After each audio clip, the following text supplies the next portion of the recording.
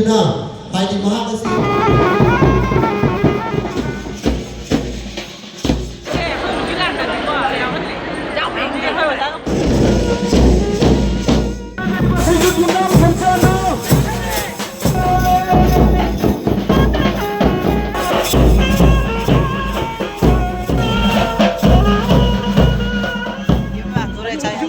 ꯄꯥꯕꯨꯡꯁꯤ ꯑꯃ ꯂꯥꯛꯇꯣꯔꯦ ꯍꯥꯏꯅ ꯑꯩꯈꯣꯏ ꯉꯥꯏꯍꯥꯛꯇꯪ ꯆꯠꯂꯝꯗꯥꯏ ꯉꯥꯏꯍꯥꯛꯇꯪꯗꯨꯒ ꯅꯣꯡꯁꯦ ꯐꯖꯅ ꯍꯩꯊꯈ꯭ꯔꯦꯕꯀꯣ ꯑꯗꯣ ꯃꯌꯥꯝ ꯉꯁꯤꯗꯤ ꯃꯅꯤꯄꯨꯔꯒꯤ ꯁꯤ ꯑꯦꯝ ꯄꯥꯕꯨꯡ ꯈꯦꯝꯆꯥꯟꯗ ꯂꯥꯛꯇꯣꯏꯕ ꯉꯁꯤꯁꯦ ꯑꯩꯈꯣꯏꯒꯤ ꯖꯥꯔꯤꯕꯣꯟꯒꯤ ꯂꯥꯏꯁ꯭ꯔꯝ ꯈꯨꯟꯅꯥꯏ ꯃꯐꯝꯗꯨꯒꯅꯦꯕ ꯃꯥꯅ ꯂꯥꯛꯇꯣꯏꯁꯦ ꯑꯗꯣ ꯃꯌꯥꯝ ꯉꯁꯤꯗꯤ ꯑꯩꯈꯣꯏꯁꯦ ꯆꯠꯂꯤ ꯄꯨꯝꯅꯃꯛꯁꯦ ꯃꯩꯔꯥ ꯄꯥꯏꯕꯤ ꯉꯥꯛꯇꯅꯤ ꯑꯗꯣ ꯑꯩꯈꯣꯏꯗ ꯅꯠꯇꯦ ꯃꯩꯔꯥ ꯄꯥꯏꯕꯤ ꯂꯥꯛꯇꯣꯏꯁꯦ ꯖꯥꯔꯤꯕꯣꯟꯒꯤ ꯃꯐꯝ ꯄꯨꯝꯅꯃꯛꯇꯒꯤ ꯃꯩꯔꯥ ꯄꯥꯏꯕꯤ ꯅꯨꯄꯤꯁꯤꯡ ꯑꯩꯈꯣꯏꯒꯤ ꯏꯆꯦ ꯏꯆꯟꯁꯤꯡ ꯂꯥꯛꯇꯣꯏꯅꯦꯕꯀꯣ ꯑꯗꯣ ꯃꯌꯥꯝ ꯑꯥꯗ ꯌꯧꯔꯒ ꯑꯃꯨꯛ ꯌꯦꯡꯉꯨꯁꯤ ꯑꯗꯣ ꯄꯥꯕꯨꯡ ꯂꯥꯛꯄꯁꯤꯒ ꯑꯩꯈꯣꯏ ꯏꯅꯆꯥ ꯍꯣꯏꯗꯅꯦ ꯄꯥꯕꯨꯡꯗ ꯀꯩꯀꯩ ꯗꯤꯃꯥꯟ ꯇꯧꯒꯅꯤ ꯀꯩꯀꯩ ꯍꯥꯏꯒꯅꯤ ꯍꯥꯏꯕꯗ ꯑꯗꯨꯝ ꯇꯥꯃꯤꯟꯅꯁꯦꯕꯀꯣ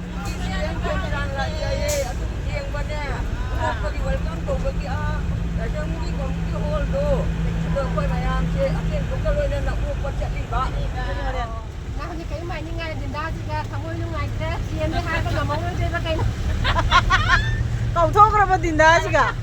ꯀꯔꯤ ꯍꯥꯏꯗꯣꯏꯅꯣ ꯍꯥꯏꯗꯣ ꯑꯩꯈꯣꯏꯒꯤ ꯏꯃꯥ ꯃꯉꯥꯗꯣ ꯏꯃꯥ ꯏꯕꯦꯝꯆꯥ ꯏꯃꯥ ꯃꯥꯏꯅꯨ ꯍꯥꯏꯕ꯭ꯔꯥ ꯃꯣꯏ ꯃꯉꯥꯗꯨꯒꯤꯅꯦ ꯏꯁꯇꯦꯆꯨ ꯑꯃꯃꯝꯇꯪ ꯑꯩꯈꯣꯏ ꯖꯥꯔꯤꯕꯣꯟꯗ ꯊꯝꯕꯤꯌꯨ ꯑꯁꯤꯗꯗꯤ ꯑꯩꯈꯣꯏ ꯊꯋꯥꯏ ꯆꯪꯅ ꯄꯥꯝꯖꯩ ꯍꯥꯏꯍꯧꯒꯅꯤ ꯑꯗꯨ ꯏꯁꯇꯦꯆꯨꯗ ꯁꯥꯕꯤꯕꯒꯤꯗꯃꯛꯇ ꯍꯥꯏꯗꯣꯏꯅꯦ ꯍꯥꯏꯕ ꯗꯤꯃꯥꯟꯗꯣ ꯃꯩꯔꯥ ꯄꯥꯏꯕꯤ ꯀꯥꯡꯕꯨꯅ ꯖꯥꯔꯤꯕꯣꯟꯒꯤ ꯃꯩꯔꯥ ꯄꯥꯏꯕꯤ ꯄꯨꯝꯅꯃꯛꯅ ꯃꯩꯔꯥꯒꯤ ꯇꯔꯞꯇ ꯏꯁꯤꯡꯇꯪ ꯂꯧꯕꯤꯌꯨ ꯍꯥꯏꯒꯅꯤ ꯑꯗꯨꯗꯤ ꯍꯧꯖꯤꯛ ꯉꯁꯤꯒꯤ ꯗꯤꯟꯗꯥꯁꯦ ꯉꯁꯤꯒꯤ ꯗꯤꯟꯗꯥꯁꯦ ꯍꯧꯖꯤꯛ ꯋꯦꯗꯔꯁꯦ ꯐꯠꯄꯠꯇꯦ ꯅꯣꯡꯁꯨ ꯐꯖꯅ ꯆꯨꯔꯦꯕꯀꯣ ꯍꯧꯖꯤꯛꯄꯨꯗꯤ ꯈꯔ ꯐꯔꯦ ꯑꯗꯣ ꯃꯐꯝꯗ ꯆꯧꯔꯒ ꯌꯦꯡꯉꯁꯤ ꯆꯥꯏꯄ ꯁꯪꯂꯦꯅꯦ ꯇꯧꯕꯟ ꯃꯔꯨꯞꯀꯤ ꯀꯩꯅꯣ ꯁꯪꯁꯤꯒꯅꯤ ꯂꯥꯛꯏꯕ ꯄꯥꯔꯇꯤꯁꯤꯅ ꯂꯥꯏꯁ꯭ꯔꯝꯒꯤ ꯑꯣꯏ ꯃꯥꯜꯂꯦ ꯑꯩꯈꯣꯏꯒꯤ ꯀꯩꯅꯣꯗꯒꯤ ꯃꯃꯥꯡꯗꯒꯤ ꯄꯨꯔꯛꯄ ꯂꯨꯕꯥꯡ ꯂꯩꯔꯦ ꯑꯗꯩ ꯑꯃꯈꯗꯤ ꯃꯥꯡꯉ ꯆꯠꯈ꯭ꯔꯦꯕꯀꯣ ꯑꯅꯤꯅꯤ ꯂꯥꯛꯏꯕ ꯂꯨꯕꯥꯡ ꯆꯪꯉꯦ ꯃꯌꯥꯝ ꯃꯤꯁꯦ ꯑꯩꯈꯣꯏ ꯉꯥꯡꯅꯔꯝꯃꯦ ꯑꯩꯈꯣꯏꯒꯤ ꯁꯤꯟꯖꯔꯛꯂꯤꯕ ꯑꯩꯈꯣꯏꯒꯤꯁꯨ ꯊꯃꯣꯏꯒꯤ ꯋꯥꯐꯝ ꯈꯔꯗꯤ ꯂꯩꯖꯩ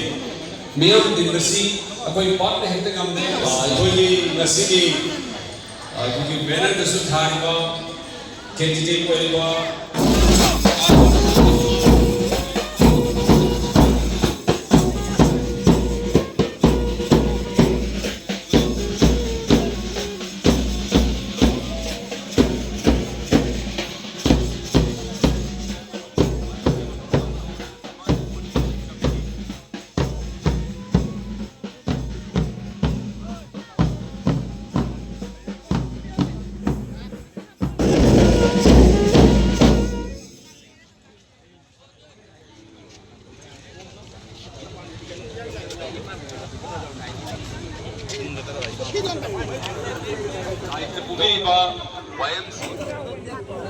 ꯃꯇꯧ ꯃꯥꯟꯈ꯭ꯔꯦꯗ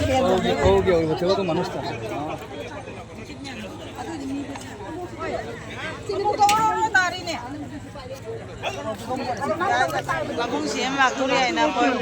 ꯃꯔꯛ ꯃꯔꯛ ꯇꯧꯅ ꯅꯣꯡ ꯃꯔꯛꯇ ꯂꯥꯛꯏꯅꯦ ꯄꯥꯕꯨꯡꯁꯤ ꯑꯃ ꯂꯥꯛꯄꯗ ꯁꯤꯅ ꯍꯥꯟꯅ ꯑꯩꯈꯣꯏ ꯂꯩꯒ ꯀꯕꯣꯛꯀꯅ ꯆꯥꯏꯗꯣꯏꯅꯦꯕ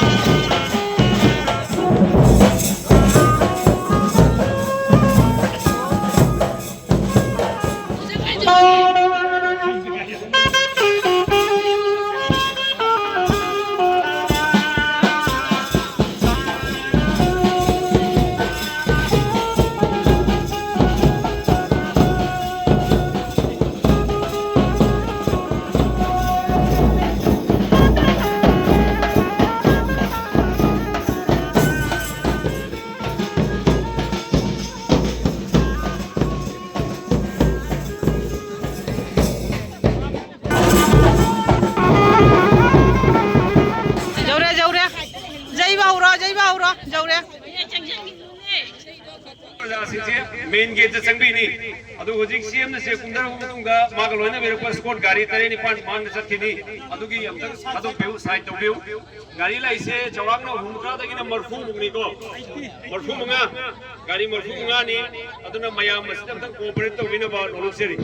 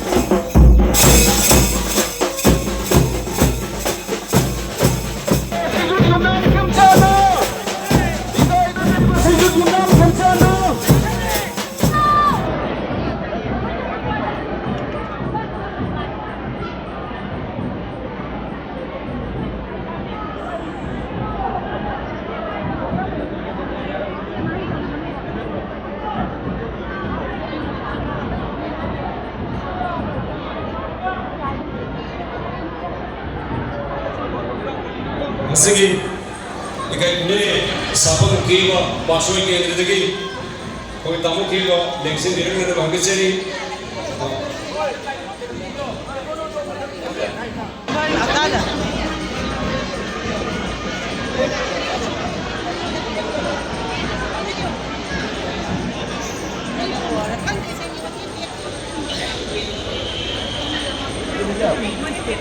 Election ini bapa yang lakukan pemom lantai ke hogar bidana awal bakuwa kamutan pamse, tak seri. Oh bakuwa kamu kubiu, Assam ni ha na ko ila naik ini tuda Assam ki Taekwondo Association hogo piramba, Assam ki Father of Taekwondo hai na suming thon kerba adung laba, ngasina miang di thoban gileng thon pirak laba adung laba, aku ini ngasi ki miang di lucing bani. Yang kait pai sana tomba Lada Municipal Board ki by Chairman moina BJP represent tawraga mai pak kibani ani so seringa ini thaga seri koi ngasi Sri Lanka ko khuding mak mangthok seriba nakana maromda na koi yang shokon AGP ki matam sang thoku birak laba yang mani adu ko azada leirambade ke hoji famdagi potha biduna Sudarshanpur GP lagi BJP ki candidate moina I my pocket money, Kuling Bagita Maka Sunda, Cheltorakuna, Mundaleka Jakibani, London Masi, Jairina Pan Poidana, Kuna Hormi having the Jairi Pan Hainasu, Aduga Bengali Londa, Jab either Ekoni Jempa Kumbasa, the Sinaba, Adugum Law, Upan, Kuna Hormi having the Zoo, Jabel Mondagi Jaribon. Aduga Sir Jaffrey had a name Thonba Kana, moment character when a text to me Haibadagi, Jaffrey Mondagi, Jaribon had a Thon Kibagi, what is single lay? Landa Masida, Tongan Ba, lighting on Nauria, Fulona Chimba, a quite a family of whole sticky walking distance meter, the Yankee Latana, Magi Kum lady, Aduga, a quite a license Jerapada, year long Tanganakanda, Lala Govasara Sida, Manipur hero. Bi tiket rigid ki sadam saduna ekoi sugasi bite ki kumam lacheriba aduga landam masida ekoi sana chayumna थोड़ी आदर से और विनम्रता के साथ आमंत्रण करते हुए अभी धन्यवाद इकाई गुणजरीबा विश्वरूप भट्टाचार्य स्पोक्सपर्सन बीजेपी असम प्रदेश मतम से वो वाले में को अनिदंगा कोई मेरा पाई भी ना मतम सांग नदगी पाबुक नरबसु खजिक थगोलन कायरबसु अखोई लंदम मसिगी इमा सिंगी केंखा गोलवैना वाही परे खरा अखोना मेमोरेंडम को पिजरी कनागुम मेमोरेंडम खुशी ननिंगसिंग अदु अखोई कमिटी दा खुशी नबिननबा अखोई मतमना प्रोटोकॉल न यादबनिना आई खंगंजरी अखोई सेक्रेटरी नसिगी मॉनिटरिंग कमिटी के सेक्रेटरी तोमान तोमान बा थोरम कयादा आई इंदोन बेमा इंदिराना थबक थोरम तौदर लाई नसिदी चत खोट दवारे मा मौ सिंदना तैबे मनियोतीना फुटबॉल बोर्ड में तमिरी हौजिक आइना इकाई खुनजब गलोइना वाई खेमचांग सिंह पाबुंग वाई खेमचांग सिंह कैलाम डॉक्टर एस राजन ऑनरेबल असिदा महापु अखोई की कैंडिडेट अमा मैना अखोई मयामना सबक बिदुना मयाम की ओसिंजरी अखोई चीफ मिनिस्टर की थोदप सिक्योरिटी प्रोटोकॉल लेबना ऑर्गेनाइजेशन की खुदिंगक निंग थुंगन बखरी नसली नुमितसी अखोई यारिमोगी नमक्का लमदम असी नमक्का क्वाइदगी निंगसी नगाई बन नुमित अमनी हाइबसी मयाम ने या लमदम असी लेबा भूटा मरुवैना मणिपुरी चिलिनाव सिंगा उन्नबगी तंजा सिदंग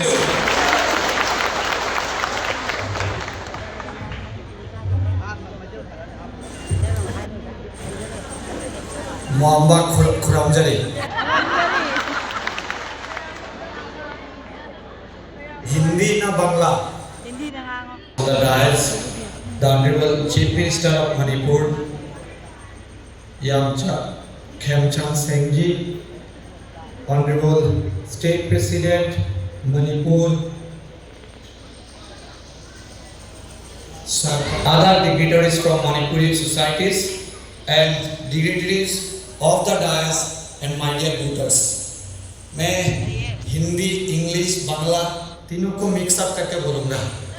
आजकल इसका चल रहा है, आजकल गाना भी बनता है तो गाना में थोड़ा हिंदी के भी इंग्लिश भी डालते हैं, थोड़ा हिंदी भी डाल देते हैं, थोड़ा बांग्ला भी डाल देते हैं। तो मैं तीनों को मिला के आपके सामने अपना बात को रखने का कोशिश करूँगा।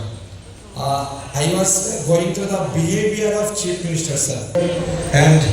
just now I am talking with sir, and sir telling me that he knows Assamese language very well. He spent 9 years of his life in Assam. So sir, though you are Chief Minister of Assam, but you are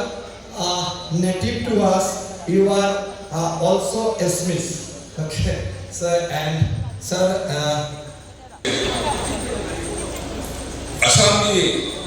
तोान मफम Singh Guwahati के दुरी पूरा Olam ने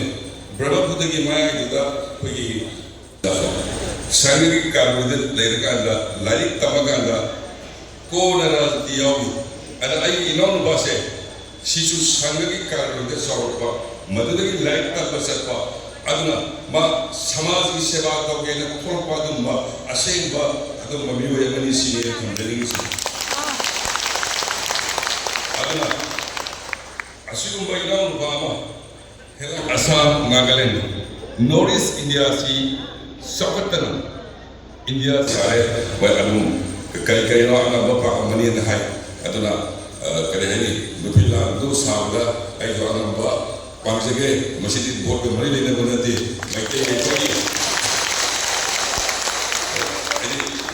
maite wo po wai kai just I mari dunia na hajar kanda ai timbiri ba purna ku ai kai ko na ucha ko na thagachari Bharat Mata ki Bharat माता की भारत माता की जय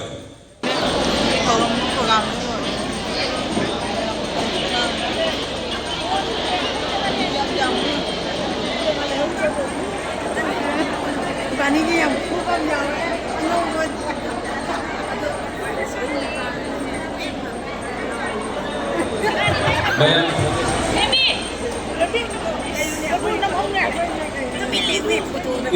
ngasih thorong nasibu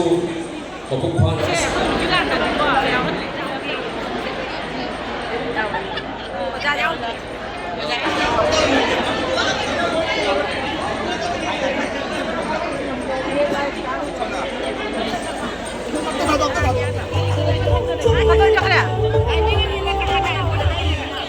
Hey,